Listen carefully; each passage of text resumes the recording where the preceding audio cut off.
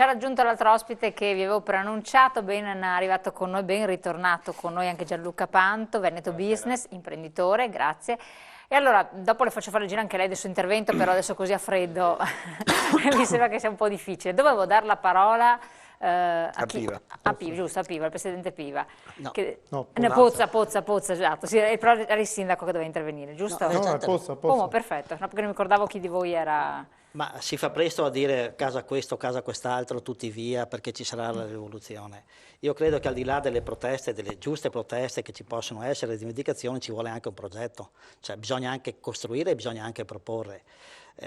Non è che... Quindi un'azione come questa che è stata proposta, lei non la reputa idonea, le critiche che ha sollevato non le condivide? Ma intanto bisogna parlare e sapere cosa si dice, perché quando si accusa tutto e tutti si fa presto, si butta tutto nella mischia. E dire che non si fa così, non si fa colà, io posso dire che intanto che qualcuno marciava per le cali di Venezia, noi chiedevamo che il governo e la politica si interessassero a cosa? A quegli imprenditori che hanno assunto i dipendenti, che non c'era più la copertura finanziaria e una legge dello Stato che garantiva la piccola mobilità.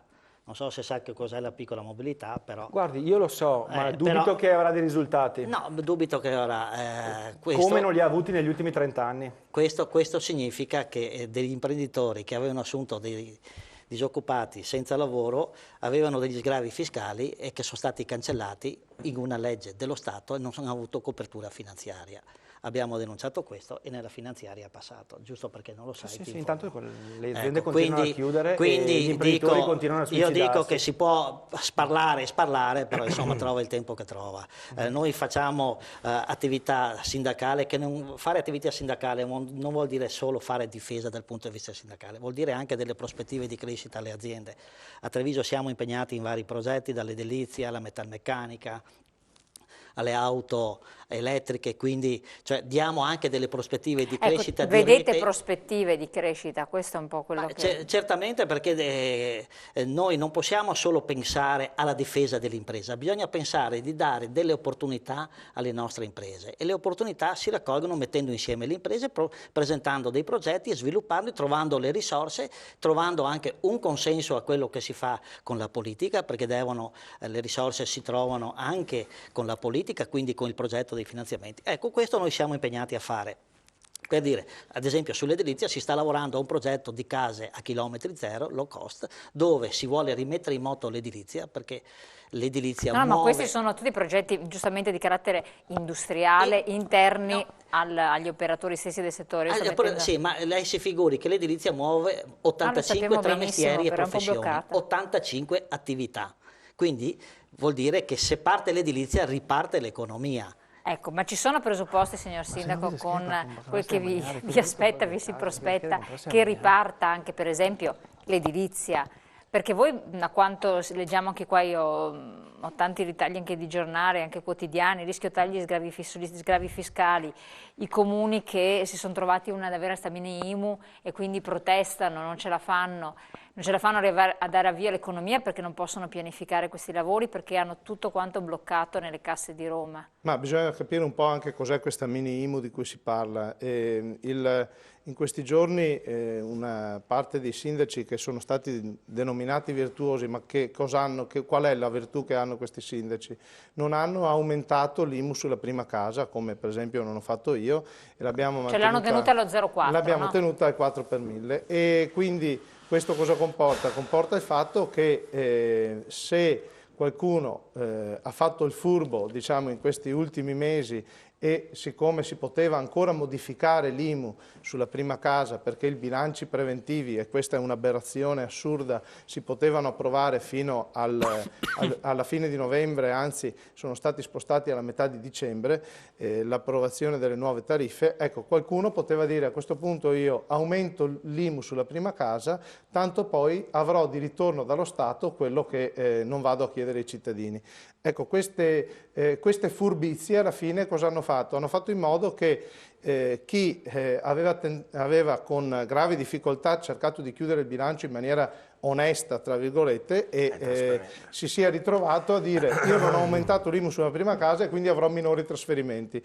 Credo che sia giusto che su questo i sindaci si siano ribellati e facciano sentire la loro voce non solo in ANCI, perché una voce forte è arrivata anche all'ANCI, ma facciano sentire anche al governo questo, perché il governo che cosa sembra stia facendo?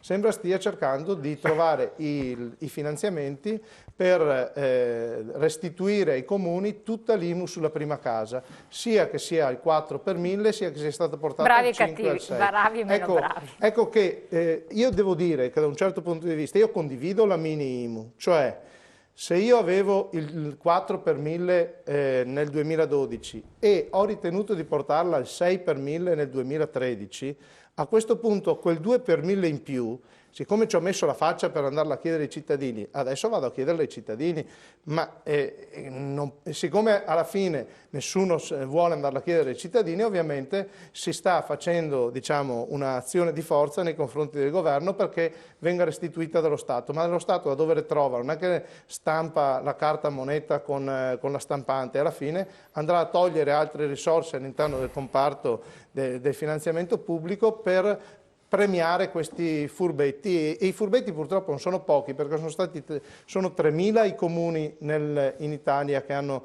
diciamo, questo tipo di differenziale. Ovviamente chi ha mantenuto l'IMU al 4 per 1000 ha fatto altre scelte. Io per esempio ho fatto la scelta di aumentare l'IMU sulla seconda casa, mantenendo ferma l'aliquota standard su tutte le attività produttive.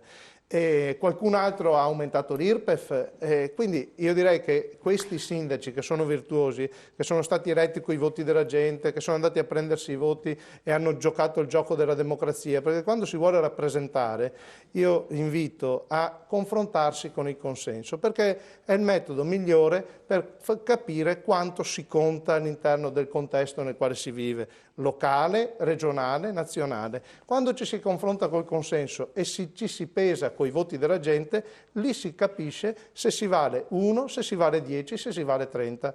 Quindi al di là delle manifestazioni, che sono sempre cosa utile per sollecitare i politici, sia quelli locali che quelli nazionali, che credetemi hanno maggiori responsabilità di quelli locali. Ecco, ma la perplessità a venire a fare gli amministratori locali e a capire cosa significa. La perplessità peraltro di questi sindaci, che si sono confrontati anche con il presidente della regione Veneto, era che dicevano: ma abbiamo due rappresentanze di sindaci a livello del ministro, abbiamo il ministro Zanonato e il ministro Del Rio, e si aspettavano che con la sensibilità di chi ha governato il territorio a certe cose non li costringessero ad arrivare. Per strada, la sensibilità. Diciamo che ci sono anche... È lunga, sono 600 km, la perdi per strada. Ma ci sono anche i sindaci che sollecitano lo Stato a dare tutte le risorse. A volte non serve andare a Roma per perdere la sensibilità, basta arrivare a Venezia. Sì, quindi... Si perde a Venezia, a Canciano. È vero, no, ha ragione Pozza, e ha ragione. E infatti una delle cose per cui non concordo sulla sua analisi è che, per esempio, nonostante che non sia vero che la LIFE può essere la soluzione, e lo dice uno che l'ha fondata, la LIFE è stata sicuramente però quel meccanismo che doveva ricaricare le molle e far muovere i pachiderma, che sono la Confartigianato, la CNA, la Confcommercio e quant'altro. Perché? Perché il loro apparato, la loro distribuzione nazionale è fondamentale se viene usata come tale, se c'è la volontà di usarla. Se invece i vertici regionali e nazionali di queste associazioni non ammettono nemmeno loro stessi che ormai sono diventati dei centri di contabilità, di tenuta libri paga e di tenuta di denuncia dei redditi per gli artigiani, e sindacato è una parola che è stata ridotta al punto tale che basta fare un esempio molto semplice. In tutte le associazioni, in tutte, non è una questione della Confartigianato, stabiliamo quanti dipendenti ci sono dentro, e qui abbiamo il Presidente che seriamente lo può ammettere, quanti fanno sindacato e quanti fanno contabilità. Il rapporto è 1 a 10. Vuol dire che il sindacato è solo una piccola parte ormai di queste associazioni. Invece dovrebbe essere una parte, non dico predominante, perché non è possibile, diciamo però integrante. Sicuramente molto più importante.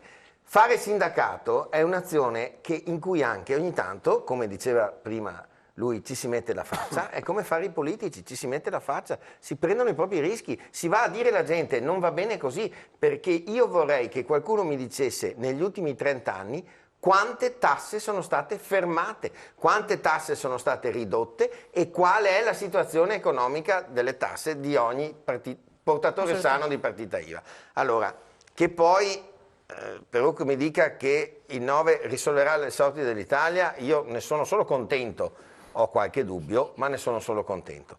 Anche se devo dire che io ho visto in 40 anni più o meno che bazzico in queste cose, una sola volta i portatori di partita IVA ottenere qualcosa. Quando è stato? E si chiamavano i signori camionisti quando hanno deciso il blocco in Italia. Il blocco, infatti, e loro sono persone serie, loro l'hanno fatto e finché non hanno ottenuto non si è mossa una paglia. Ma anche adesso l'hanno minacciato e hanno già ottenuto. Gli artigiani e i commercianti... C'è stata la grande manifestazione di Milano dei 100.000, dai. No, non diciamo. Guarda come i camionisti non hanno ottenuto niente nessuno. Come i camionisti...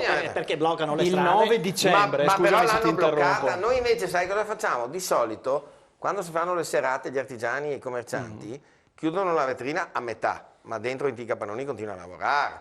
Ascolta, scusami se ti disturbo, ma guarda che il 9, l'8 sera, 9 mattina ci sono i camionisti, ci sono gli agricoltori, ci sono i Cobas Latte. Ma ti sto spiegando. Spero che voi abbiate ragione. Ma lo so che con te sfondo una porta aperta, ma lo sto spiegando anche alla gente a casa.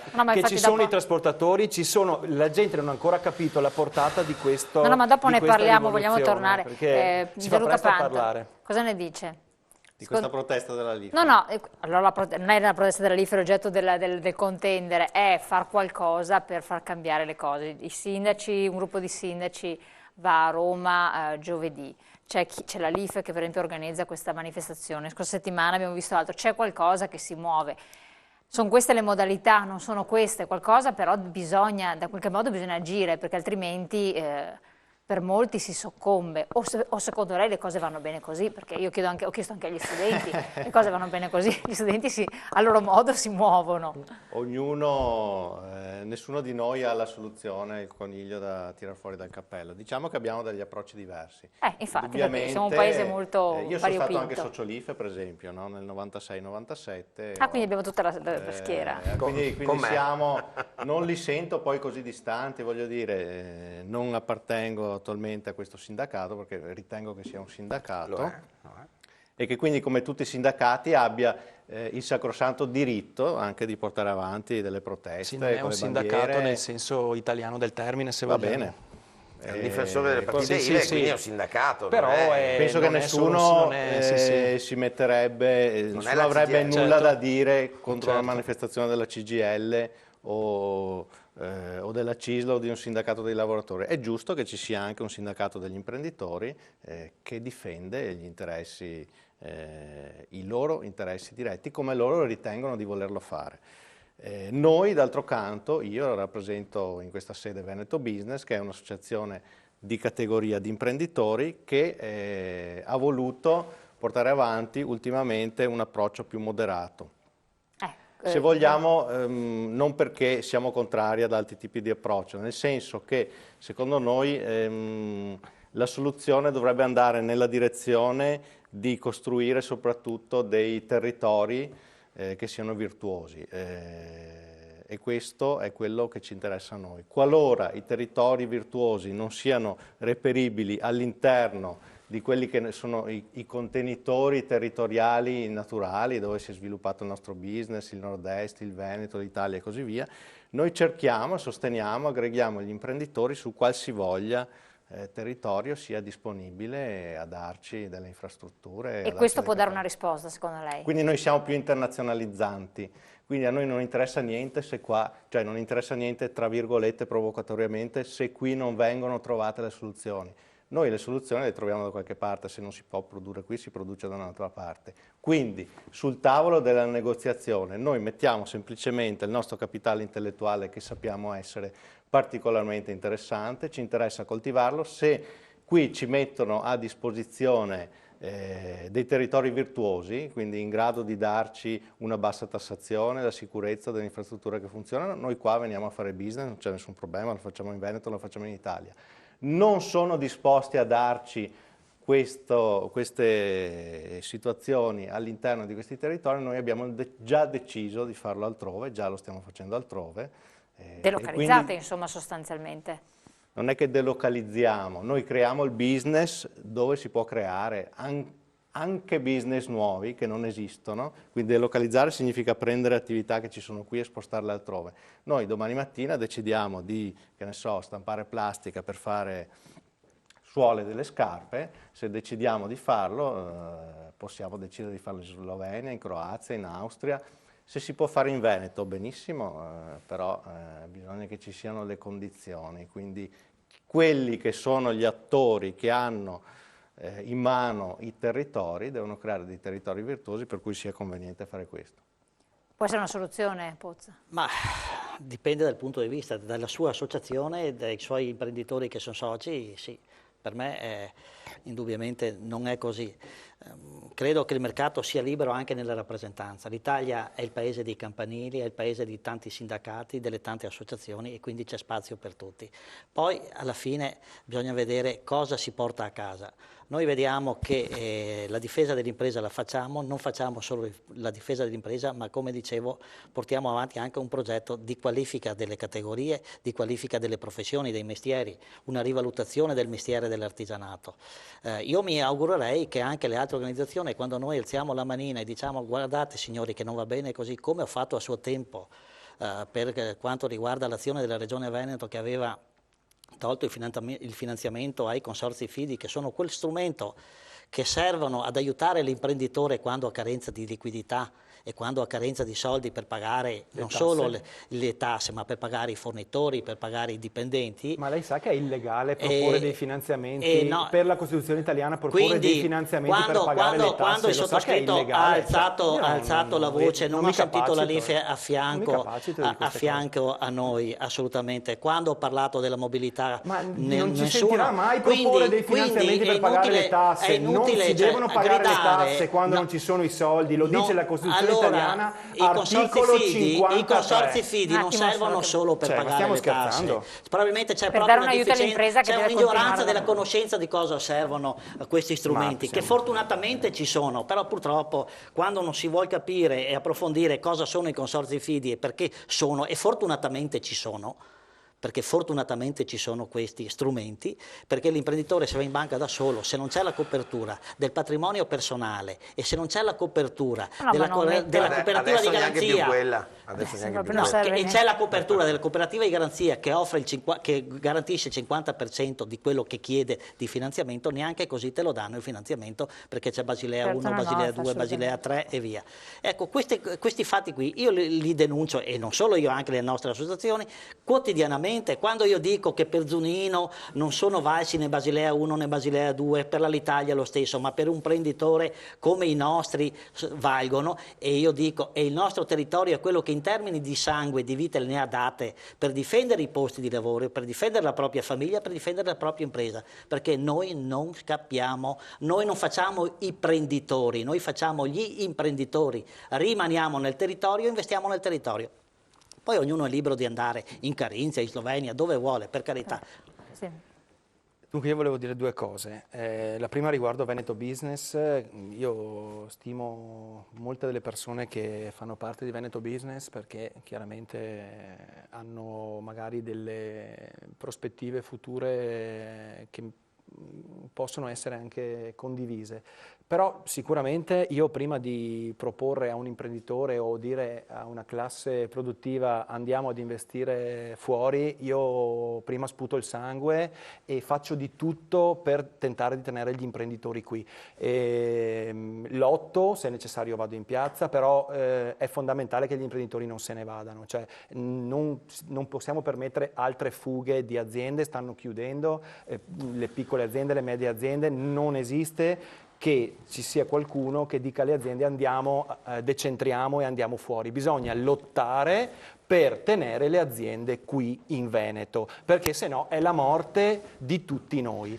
E per quanto riguarda il discorso dell'artigian fee, di tutto quello che riguarda i finanziamenti, io ripeto, è facilissimo avere un finanziamento quando si tratta di pagare le tasse, è difficilissimo avere un finanziamento quando si tratta di investire per la propria azienda. Non dire così, è difficilissimo. Parla con cognizione di causa, parla con cognizione di causa, è lei che non ma ha non cognizione parlare di causa. parla con cognizione di causa, che fai disinformazione, fai disinformazione. Con la realtà. Non ho perso il controllo con la realtà, vivi l'impresa e non dire puttanate. Guardi, si metta a chiamare un po' di imprenditori in crisi poi le diranno se ho ragione io, se ha ragione lei. Non so neanche cosa sono tra i consorzi fidi, come vengono ma guardi, ma non voglio nemmeno saperlo, io non faccio parte. Se questa è la prospettiva che puoi guidare gli imprenditori, prima informati con gli strumenti, è l'unico strumento che danno mano ai piccoli imprenditori adesso. Perché lo sappiamo già. Penso che siano situazioni specifiche di singole imprese, forse sono diverse da realtà a realtà. Poi un'altra cosa volevo dire, ci sono per investimenti, ci sono per qualsiasi tipo di problematica. Ma della situazione della singola anche impresa purtroppo.